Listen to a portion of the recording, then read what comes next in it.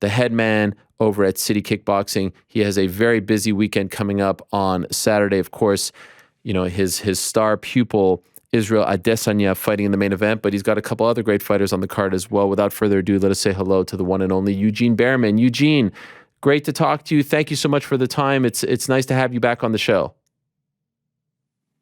Yeah, thanks for the introduction, Ariel. Good to be back, mate. Good to see you back in action. You do wonderful things for the sport, obviously. Thank you. I appreciate that. So much to talk to you about. I know it's a big week, and I appreciate you giving us a bit of your time because I'm sure it's very, very busy. Could you even possibly describe what the last year plus has been like for you and the team? Because we've talked to Dan about this, we've talked to Kai Kara-France about this, but as the guy, as the head man, as the the leader of the team at City Kickboxing, with all the rules, with all the drama, what has it been like for you? To sum it up, very stressful, extremely stressful. And I think it's been well publicised how New Zealand's dealt with COVID, and we've done very well internally, but it hasn't made it easy for people like us who obviously work overseas and have to travel overseas a lot. In fact, we're still going through it now, Ariel. We're actually all stuck after this fight again. Oh. We have no way. Our country's borders are locked. So we after this fight, we're actually all stuck as well. We've tried not to focus on that because that's such a negative thing to think about. We want to get the fight out of the way, but that's a problem that we're going to have to tackle after the fight, and we're kind of compartmentalizing it. But yes, and one word, yeah, stressful. So what does that even mean? So you have no return flight, you can't get in. There's no what does that even mean? Yeah, well. That's crazy. It means, yeah, it is. Well, it is crazy, but it means that our country's borders are locked out for its own citizens. You cannot currently get in. What she has done is she's announced the date that New Zealand citizens can start coming back into the country. But she announced that date. She also announced that date, 4 months ago, and then retracted it. So it doesn't have the same weight. It doesn't have any weight anymore. Right. So. And that date is mid-March, but that date gets shifted on a whim, if you know what I mean. Where are you going to go? What are you going to do after this fight? Like I said, I honestly, Ariel, we've made the UFC aware, and they've obviously been very helpful, and they're willing to come to the party to help us out with whatever our plans are. But we actually don't have any plans. We're literally going to get the fight out of the way. Then we're going to talk to UFC and travel and Hunter and all the people we need to talk to, and then figure out what we're going to do, whether we go and live in Vegas for the foreseeable future, or whether we try and maybe go to Australia, or we haven't planned that because we've been really just focused on this, wanting to get this done. And just curious, last thing on this, because I know you say you don't want to be distracted by all of it, but it is very unfortunate, and I can't imagine how stressful when you do think about it. It is. Do you feel like you are I have heard? Correct me if I'm wrong. Others, the All Blacks and stuff, they make exceptions for them, right? Do you feel like you guys are being sort of, I don't want to say targeted, but treated unfair? Like, you guys are world-renowned professional athletes that are fighting on the biggest stage possible. They can't make an exception for you guys? Look, we feel like we've earned a certain place in the New Zealand sports scene. Yeah. But it's not been duly given to us by the powers that be. I think by the people, they recognize that we're one of the leading sports products and sports teams in the country. But when it comes to the powers that be, and their view on combat sports, it's still a little bit behind the rest of the world, I feel. By the way, Izzy was talking about the team moving. Is that still a possibility? So, interesting enough, Ariel, if you remember just before when I mentioned that she announced the dates that we were going to open. Yeah.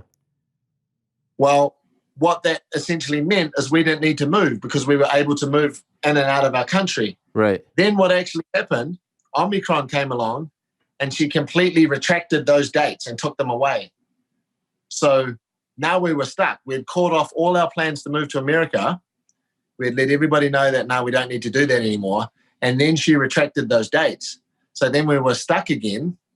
And so now we seem to have got a date in March. But again, she retracts it on a whim whenever she wants to. So maybe the best thing for us to do was never have changed our plans and maybe to move to America. But everything's easier with hindsight, right? Sure. And you're referring to the Prime Minister of New Zealand when you say she, right? Yeah. Okay. Yeah, when I say her, Yeah. Just was there any part of you that didn't want to come or maybe thought about not coming on this trip because of the uncertainty of your travels back? we would not have taken the fight if we didn't have an agreement from the UFC that we would be looked after if we get stuck. Okay. Because we actually agreed to the fight based on those dates that she said that we can get back into the country. Ah, geez. Then she retracted the dates, and then I contacted the UFC. Like, under normal circumstances, we wouldn't take this fight because we wouldn't want 15 of our guys of our team stuck over in the States. But we came to a good agreement with the UFC that they would look after us despite being stuck over here. So we took the fight. Well, some good news this morning. Paradigm announced that Izzy has re-signed with the UFC. Are you happy with this news? Yeah, I'm very happy. I work very closely with Paradigm. I'm one of the very few coaches that still has a lot to do with my boys in terms of the management. And I obviously have people like Ash, who you know, and I have Tim from Paradigm, who I work with really closely to help manage that side. But I still have a very active role in that. So I've been, this has been something that's been in the works for a long time now. And to finally, kind of in the final kind of hour, to finally kind of get it done and have both parties happy with the deal is very pleasing for me because I know the struggle that it took to get here, obviously. So I'm happy, very happy. My understanding was prior to this, he had 2 fights left on the deal, and I'm just curious with everything going on. Francis, I know, is a friend of his. Was there any talk about fighting it out and seeing where the chips fall?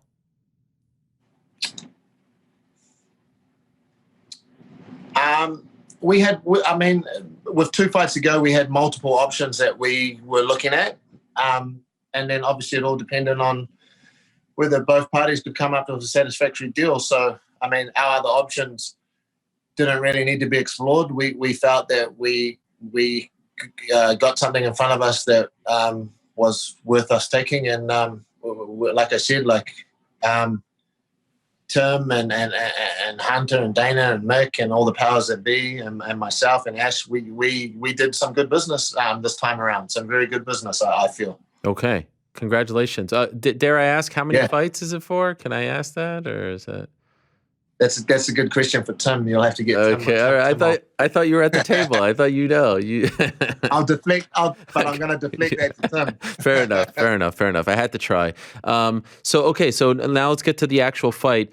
Izzy, obviously one of the most fascinating people in the sport because of how brutally honest he is. He's as authentic as it gets. He's unapologetically himself, and he has said recently about being bored in the Vettori fight, not feeling motivated and whatnot. Do you feel motivation from him? He's the thing about lapping the division is like you're having to conquer the same challenges over and over again. He already conquered this challenge. Do you feel like he is motivated going into this fight?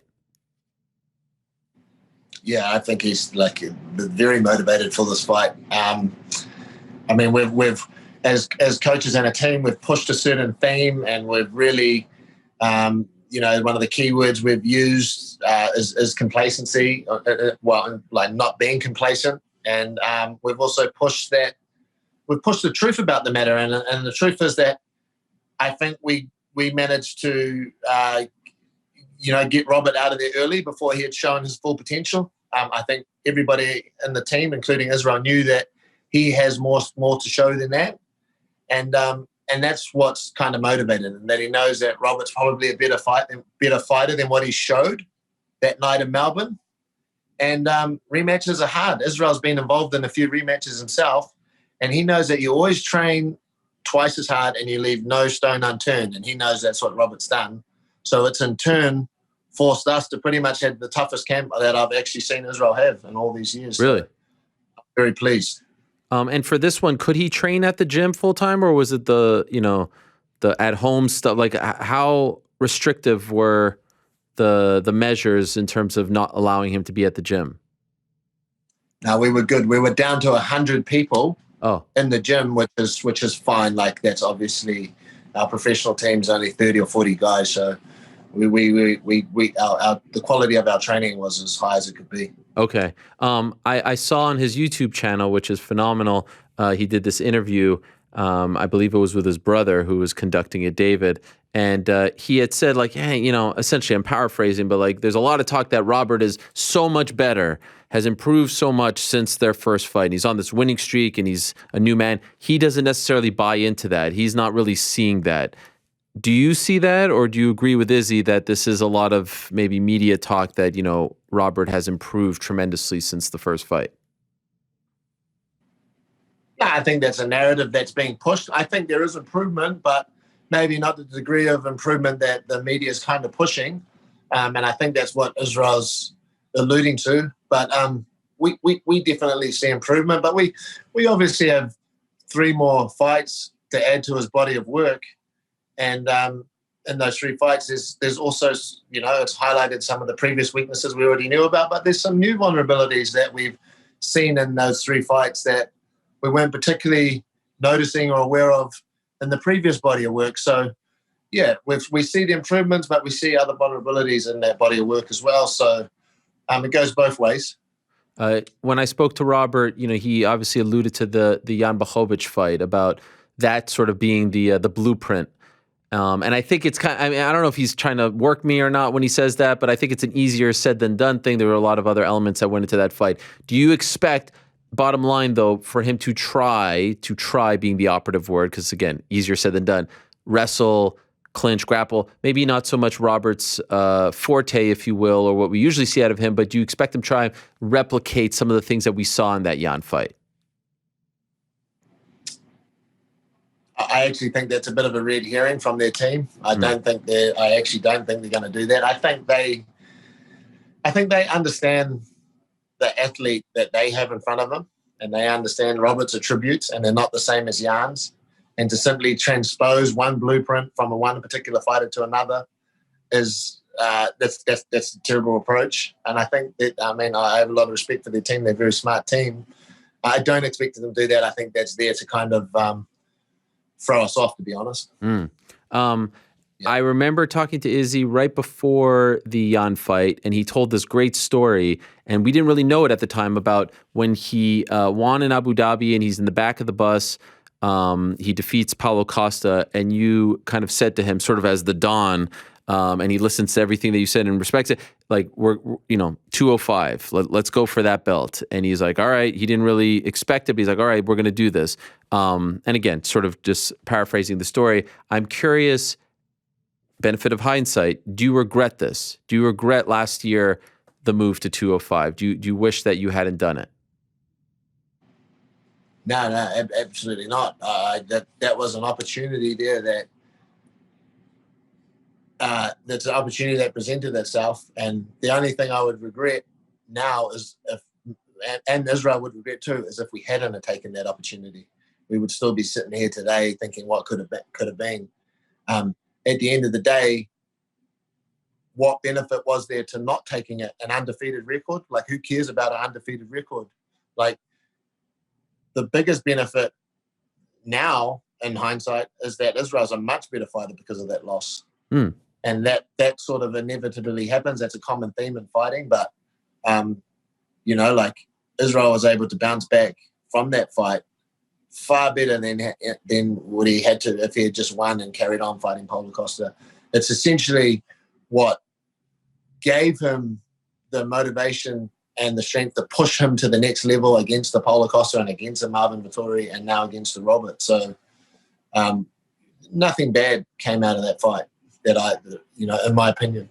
Could I ask, like, what do you wish you would have done differently as a team to... The only thing I would have done differently in hindsight, which we felt as a team wasn't an option, I would have built Israel into a 205er, a proper 205er. But we made a calculated guess that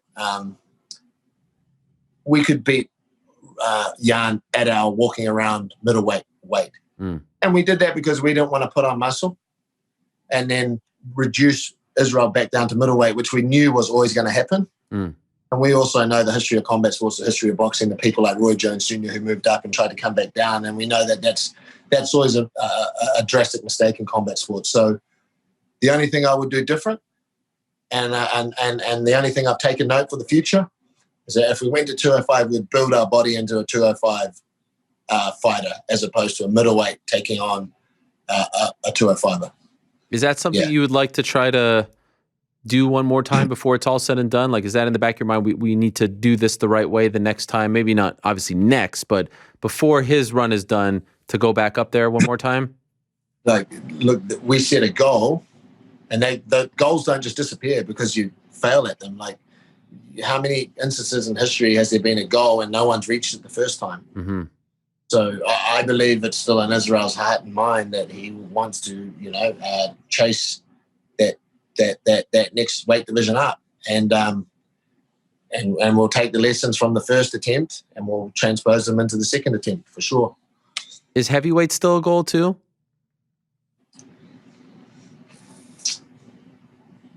If you ask Israel, he's going to say yes. Yeah. He's going to say yes. I haven't thought about it. Okay, fair enough. You said he became a better fighter as a result of that fight. In what way? Like people talk about that aura of invincibility. That exists for the opponents, but sometimes it exists for the fighter as well.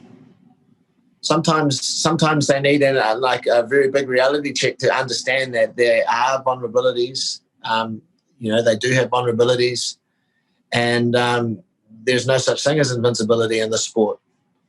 And sometimes it's a key ingredient that you need to push yourself to another level. When you're already talking about aggregating really small percentages, sometimes you need like things like that, big events like that, to push some more gains out of you. And I think that's essentially what it did. So it's been 8 months since his last fight, and historically he fights a lot more frequently, and I know a lot has happened, but it's not like there was an injury, it was all this, other stuff I'm sure came into play. Has it been hard to get him to peak at the right time, to keep him motivated, to keep him, active despite the long layoff? Was it challenging at all? Definitely. It's challenging. Like, the truth is, it's challenging. It's not the person who had, who came and asked me for $20 because he had no money for food and gas anymore, It's a person who's got unlimited resources and unlimited options. You don't have to be at training anymore. There's like great places you can be and you can afford to be. That's part of the challenge that me and him, we have to tackle that together, and the team have to tackle together. So, it's not 10 years ago. There's challenges for sure. More to that point, like one of my favorite quotes, and people who watch this show are probably tired of me quoting it so much, but it's the Marvin Hagler quote about hard to wake up in the morning when you're sleeping in satin sheets. How concerned are you of that? He is a gigantic star now, right? I mean, there is no denying that, not only in New Zealand, but worldwide.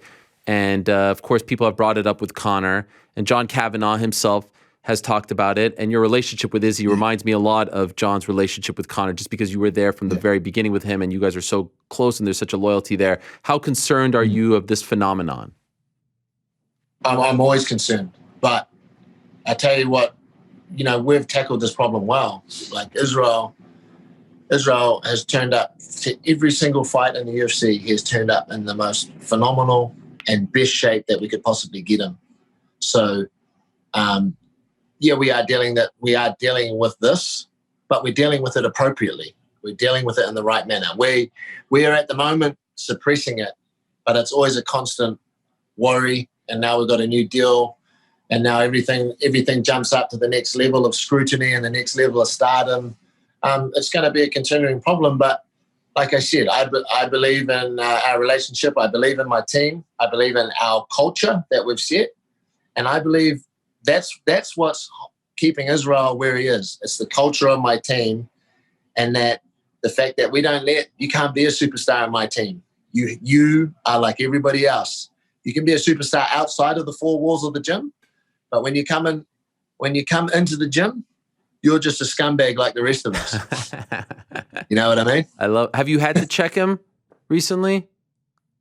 In our history, I haven't really had to check him all but like 2 or 3 times in my entire, in our entire history.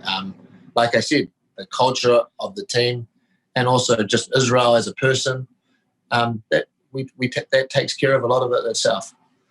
So on this card, you have 3 fighters, right? You have Carlos Elberg, Blood Diamond, and Izzy. Do you like when there are multiple, especially for, an Izzy card, because there's so much, as you said, scrutiny and pressure and all. Do you like when multiple CKB fighters are on the card, or would you prefer when it's just him? Oh, look, it's special when there's multiple on the card. It's special. The whole country more invested. The team's more invested. The atmosphere that those guys create and feed off each other is super special. We're in like a 10-bedroom house in the middle of Texas. There's 16 guys here, and everything we're doing is zeroed in on those 3 guys. Like, it's just such a special time. Like, what makes it special is those 15 people that we're spending the experience with. It would nowhere be as good if it was just Israel and me, or just Israel, or just me and Carlos. It's the fact that there's all of us together and we're sharing the experience. That's what's going to make it memorable, like long until the end of our days. So I love it when it's like this. And just curious, you have a big March coming up as well. Obviously, Dan is fighting at 145 in London on March 19th against Arnold Allen, and you have Kai France March 26th against Askar Askarov. Will you be able to be at those fights, considering all the stuff we just talked about at the beginning? So you understand my urgency to get the hell out of here and get back to training my guys. So I'm working through this. Like, literally, I've been working.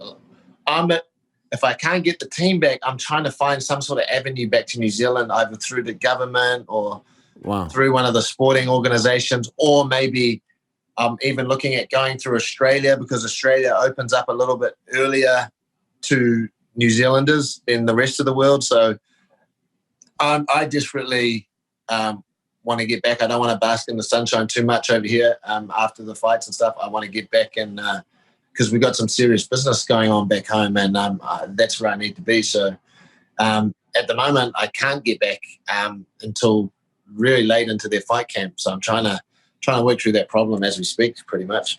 You in favor of Dan going to 45 again?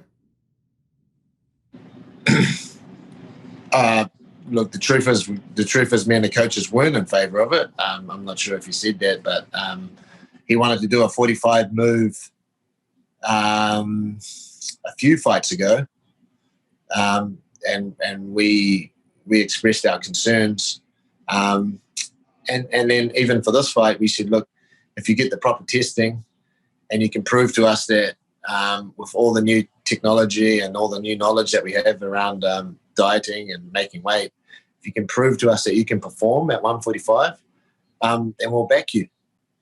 And so he did some very rigorous testing at the PI, and lo and behold, he aced it. Yeah. So he absolutely aced it, and it seems to us that he was able to prove through those tests that he can still perform after doing a 145 weight cut to a high level. Obviously, those testing doesn't cover everything. It doesn't have the rigmarole of having gone through 8 to 12 weeks of camp, because that's something you also have to deal with. That's a lot different to just 2 days of testing. But so far, from what I've seen before I left, Dan's looking much better at 145 than he used to back in the day, when we didn't have as much help and science helping us back then either. Oh, wow. How do you win on Saturday? How does Izzy win? A shutout, Ariel. A shutout. 5 rounds of hitting and not being hit. That's what we planned for last time. And I would like to see Israel not chase a knockout this time. I've already said quite publicly that he went against our game plan last time. That was not our game plan to chase that knockout early. I would like him to be a little bit more disciplined and not chase the knockout and just accumulate a lot of damage round by round until the end and get basically a shutout on the score sheets. And if that comes to fruition, do you think Derek Brunson is next? Or are you looking at someone else? Darren Till? You still want the Darren Till one? Really? Look, now you're just trolling me. I think me and Israel just have a thing for calling out Darren Till, whether he's on 3 losses or I love 3 wins. You have tried. We just want the guy to do well. We think that'll be a really exciting fight for us. Oh my God. He's such a brilliant guy and such a brilliant striker. We just think that'll be a fantastic fight. But I think Brunson is probably putting up their hand, but he has to get the job done, right? He's got a tall task in front of him. But yeah, it looks like Brunson might be the lead runner, maybe. It does feel to that point, though, that he is, craving new faces, right? So I'm assuming, and he has talked about Jared in the past, so I'm assuming if Jared wins, it makes the decision easier. But what if Brunson wins? Do we look at Sean Strickland from last week? Because I'm fascinated by that matchup, considering how he looked with his jab and his striking. Are we interested in that at all? Sean Strickland. Yeah, I don't know too much about Sean Strickland. I haven't actually watched a lot of Sean Strickland, but what little I have seen is, we can do that fight. Like Brunson poses a much bigger threat than Sean Strickland does. Okay, let's be honest. But I think Israel would be very fascinated in a character like Sean Strickland. Yes. I think their interactions will be, I think you'll be very entertained out of their interactions, Ariel. Yes. We'd be interested in that fight. Jared, though, am I right in saying that is of interest? Because he's talked about Jared, right, in the past? Yeah, but, funnily enough, this game's a funny old place. Like, you have Brunson on the streak, and Brunson's got a bit of a story to tell, and you have this guy Sean Strickland making a lot of noise, where it previously looked like Cannonier was the lead, the lead horse. Now it's kind of looking like there might be a couple people in front of them. So, I'm not sure. I'm interested in all 3 of those fights as Israel's next fight. To be honest, what we're targeting this year, we want to have a record championship run. We want to try and do the most championship fights in a year. I'm not sure what that's been, Ariel. You're probably better at that. But we're looking at we would ultimately, for one of these in the upcoming years, want to do 5 or 6 defenses in 1 year. That's what we want to do if we can make that possible. That's going to, I respect it, and you're fighting early enough in the year to make it happen, but that would mean every 2-3 months. Yeah, that's every year at the start of the year. That's essentially what we want to do. But when you become a champion, when you become a pay-per-view product, that's a lot easier said than done. It's much harder before the scheduling and stuff. You can't just fight on any card. But we would like to work with the UFC to make that happen. One of these years, to just do that many pay-per-views in a year. That's something we're more than capable of. And then you end the year with the John Jones fight. I don't. We don't talk about people who don't even fight anymore. They're not part of the community anymore. They do their own thing with their life. What I love about shouldn't have to feature on your show. I get it. I had to. But what I love so much about talking to you, Coach, is that you're one of the best coaches, brightest minds in the game.